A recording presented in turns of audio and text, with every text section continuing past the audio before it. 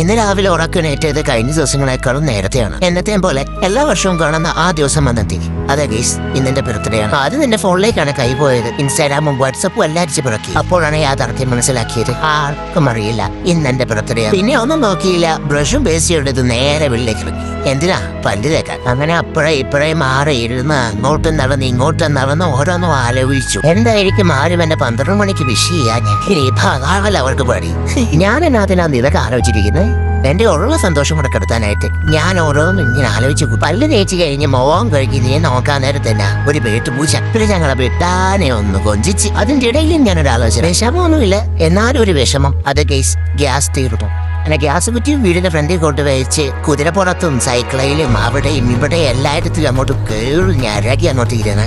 എന്തിനാ സമയം കളയണ്ടേ? എന്തായാലും ബോറാണ്. ബർത്ത്ഡേ ആയതുകൊണ്ടൊന്നുമല്ല, ഇന്ന് ഭയങ്കര ഷോക്കായിരുന്നു.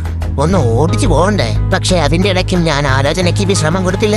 ഞാൻ ആലോചിച്ചോണ്ടേയിരുന്നു, എന്തുകൊണ്ട് ഇന്ന് എന്ത് കണ്ടന്റ് പടച്ചുവിടുന്നുള്ള ചിന്തയൊക്കെ തീരെ ശക്തമൊന്നും ഇട്ടോ.